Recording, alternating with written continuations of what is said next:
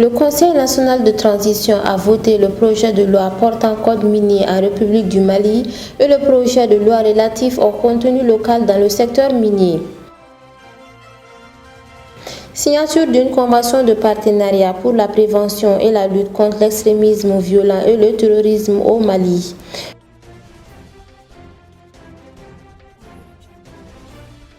Le Burkina Faso met fin à l'accord d'exonération fiscale avec la France.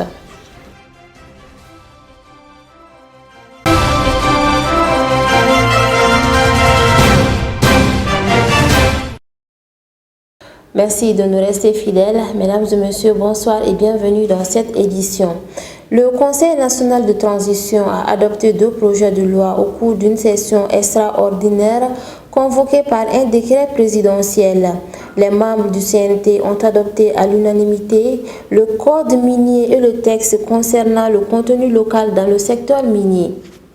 L'objectif principal de l'exploitation minière est l'amélioration des conditions de vie des populations à travers sa contribution au développement durable du pays. Pour le cas du Mali, il apparaît que de l'indépendance à nos jours, la contribution de l'activité minière dans l'économie nationale est restée en décalage des attentes eu égard aux potentialités minières du pays. Ce code minier 7e du genre après ceux de 1963, 70, 91, 99, 2012 et 2019 apporte plusieurs innovations, notamment l'optimisation du taux de redevance minière dans le cadre d'un dispositif modulaire selon les substances minérales extraites, le niveau de valorisation, l'introduction du concept de substance stratégique, la suppression totale des exonérations en phase d'exploitation, l'exclusivité dans l'approbation des conventions d'établissement et des titres miniers. Le nouveau texte prévoit aussi la mise en place de 2 conventions distinctes pour la phase de recherche et celle de l'exploitation, la limitation de la durée des conventions d'établissement en phase d'exploitation, l'amélioration de la base de calcul de la taxe AD Valorem, la prise en compte des schémas de traitement par péage dans la législation minière. En plus,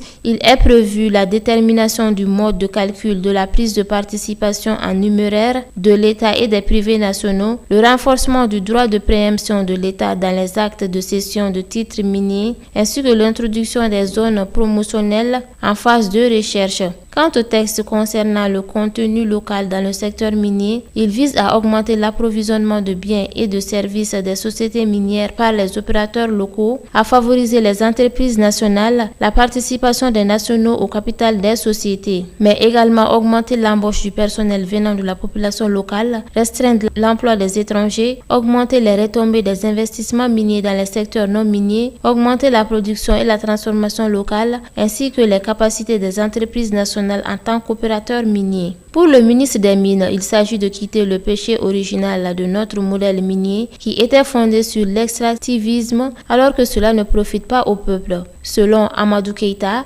ces 2 textes auront pour objectif principal que nous ayons un secteur minier totalement intégré à l'économie, toute chose qui fera que les revenus du secteur minier vont pouvoir être utilisés de façon efficiente et efficace dans le développement économique de notre pays. De son côté, le ministre de l'économie et des finances soutient que ces 2 textes sont extrêmement importants et doivent permettre au Mali de retrouver une certaine souveraineté sur ses ressources minières. Pour Alucénou Sanou, en plus, ils vont permettre de faire briller l'or pour les Maliens. Il rappelle que dès son adoption, le code de 2019 avait montré quelques difficultés de mise en œuvre. C'est d'ailleurs pourquoi certains décrets d'application n'avaient pas encore été adoptés, a-t-il fait savoir. Avant de soutenir que sur cette base que le gouvernement a décidé de faire un audit du secteur pour comprendre ce qui se passe. Et depuis la remise du rapport provisoire de ce audit, le chef de l'État a instruit de faire une relecture du code minier de 2019. Pour le ministre Sanou, le nouveau code a été élaboré en ayant comme objectif le développement économique et en prenant en compte la vision minière africaine de 2009. Il nous fait passer d'un code attractif à un code de développement. Si le nouveau code est appliqué, il y aura entre 200 et 300 milliards de francs CFA d'impact supplémentaire sur l'économie, assure le ministre Sanou. Aussi, la participation de l'État va s'élever à 30% et celle du secteur privé à 5%. Auparavant, le part de l'État était de 20% et le secteur privé avait 5%. L'impact budgétaire de ce nouveau code sera au minimum de 500 milliards de francs CFA par an, selon Alucénou Sanou. Les 2 textes ont été adoptés à l'unanimité par 141 voix pour, 0 contre et 0 abstention. Le ministère des Affaires religieuses et du culte a servi de cadre ce mercredi à la signature d'une convention de partenariat avec le secrétariat permanent de la politique nationale de prévention et de lutte contre l'extrémisme violent et le terrorisme. L'objectif est de mettre en œuvre des stratégies de prévention de l'extrémisme violent et du terrorisme. La rencontre a eu lieu en présence du Dr Mahamadou Kone, ministre des Affaires religieuses, du culte et des coutumes, Abdou Ouattara et Salif Niari. La politique nationale de la lutte contre l'extrémisme violent et le terrorisme regroupe 12 organisations engagées dans la prévention et la lutte contre l'extrémisme violent et le terrorisme. Le ministre a exhorté les acteurs de ce projet à travailler main dans la main pour lutter contre l'extrémisme violent et le terrorisme au Mali. Nous sommes 12 organisations engagées dans la prévention et de lutte contre l'extrémisme violent. On ne peut jamais aller comme ça, comme il a si bien dit, avec les efforts éparpillés par-ci, par-là. On doit toujours conjuguer les efforts pour que l'État soit au courant de nous et que nous suivons l'État et nous travaillons main dans la main. Je vous dis merci. Au nom du président de la transition, je vous exhorte toujours davantage à aller dans ce sens et à travailler toujours dans le cadre du bien-être de la population malienne, tant bien souhaité par les plus hautes autorités de notre pays aujourd'hui. Le président a toujours prôné non seulement le dialogue social national, mais la sécurité et le bien-être des populations de notre pays. Le secrétariat permanent de lutte contre l'extrémisme violent et le terrorisme, sans rentrer dans les arcanes de la politique de ce secrétariat, tout a été ébauché par le secrétaire lui-même, est là pour vous. Donc si vous avez senti de vous-même que vous êtes là pour la nation et vous avez voulu prendre les bras de la nation, nous n'avons qu'à vous remercier et à vous dire vraiment bon vent à vous tous. Les organisations de la société civile au Mali œuvrent tous dans la même direction, avec la même orientation, le bien-être de la population du Mali. La rencontre s'est clôturée par la signature de conventions de partenariat avec le secrétariat permanent de la politique nationale de prévention de lutte contre l'extrémisme violent et le terrorisme dans notre pays. Le ministre de l'Industrie et du Commerce a effectué une visite dans les usines de Soukala et N-Soukala à Dougabougou. Il ressort que N-Soukala, fruit de la coopération entre le Mali et la Chine, n'a pas de dividendes, pas de comptabilité analytique, ni de manuel de procédure. En somme, les résultats sont négatifs, a dénoncé le ministre Moussa Alassane Diallo. N-Soukala ne rembourse pas ses dettes fiscales et sociales.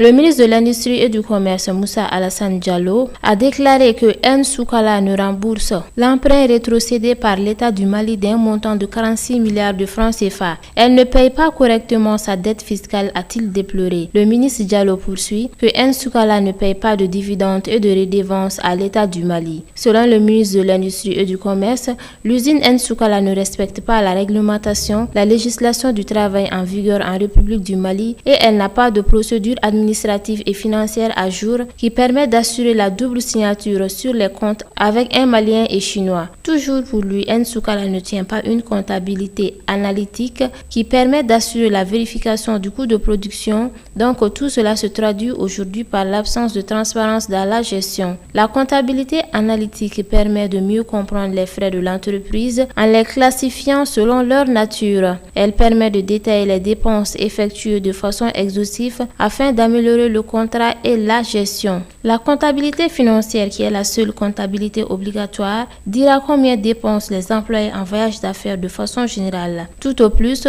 cette comptabilité pourra spécifier combien ils ont dépensé en logement, en transport. La comptabilité de analytique ou de gestion va plus loin et permet de détailler les types de frais engagés, les dépenses en taxi, en transport public, en kilométrage avec une voiture personnelle. Ainsi, en suivant ce cas hypothétique, nous pourrions découvrir que les frais de taxi sont très élevés. trouver. Il sera alors possible d'étudier des alternatives et des solutions. Grâce à l'information actualisée et détaillée fournie par la comptabilité de gestion, il sera possible de trouver des solutions pertinentes afin d'adapter les décisions, les politiques et les actions menées à la réalité de l'entreprise et aux besoins de ses salariés. De même, l'amélioration de la gestion des coûts passe par un meilleur contrôle du budget. À cause de tous ces problèmes, le ministre estime qu'il est temps de partir sur de nouvelles bases.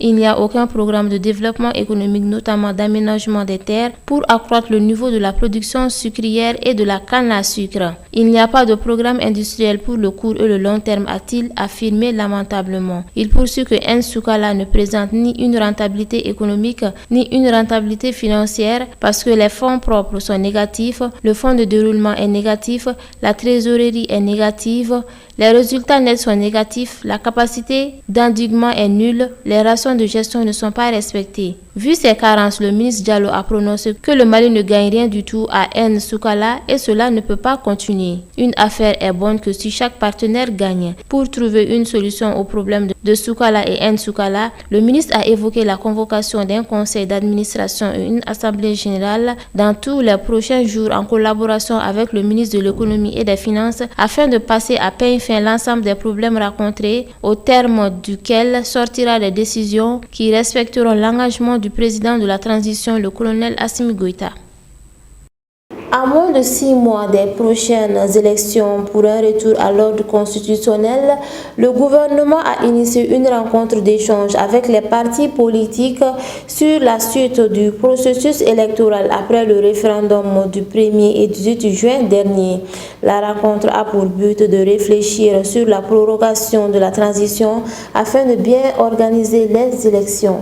La rencontre présidée par le ministre d'État, ministre de l'administration territoriale et de la décentralisation, le colonel Abdoulaye Maïga, visait à recueillir les propositions de la classe politique sur un éventuel réajustement du chronogramme des élections à venir. Le colonel Abdoulaye Maïga était accompagné pour la circonstance par le ministre de la refondation de l'État, chargé des relations avec les institutions, Ibrahim Ikassa Maïga, et le ministre délégué chargé des réformes politiques et institutionnelles, Mme Fatoumata Sékou Diko. Dans le cadre du suivi et de l'évaluation du chronogramme des élections et des réformes politiques et institutionnelles, le gouvernement, à travers les ministères de l'administration territoriale, par lettre en date du 25 juillet dernier, a saisi les présidents des partis politiques. C'est en vue de recueillir leurs avis, suggestions et propositions sur la suite du processus électoral, précisément les séquençages des scrutins en tenant compte du temps restant avant la fin de la transition. Il ressort d'une présentation effectuée au cours de la rencontre que sur un total de 291 partis politiques saisis, 81 ont fait des propositions, soit 27,83%. Les propositions tournent essentiellement autour de la prorogation du délai de la transition de 3 à 18 mois afin de bien organiser les élections à venir. Il a aussi la tenue des élections conformément au chronogramme adopté par le gouvernement. Certaines formations politiques ont proposé de tenir l'élection présidentielle à la date indiquée dans le chronogramme et de coupler les autres élections. D'autres ont plutôt opté pour l'organisation des élections en 2024 lorsque les conditions sécuritaires seront réunies. Organiser les élections législatives en premier lieu, ensuite l'élection présidentielle, tout en laissant la gestion des autres scrutins aux soins des futures autorités, fait également partie des propositions. Cependant, contrairement à la date initiale indiquée dans le chronogramme, le référendum constitutionnel demandé par le peuple à plusieurs organisations, notamment lors des assises nationales de la refondation, a été organisé avec un léger retard dû à la volonté du gouvernement d'obtenir un large consensus sur le projet de constitution. De son côté, Ibrahim Ikassa Maïga a mis l'accent sur les réformes imminentes, notamment celles liées à la loi électorale et à la loi organique sur la Cour constitutionnelle, en vue de leur réadaptation au nouveau dispositif électoral.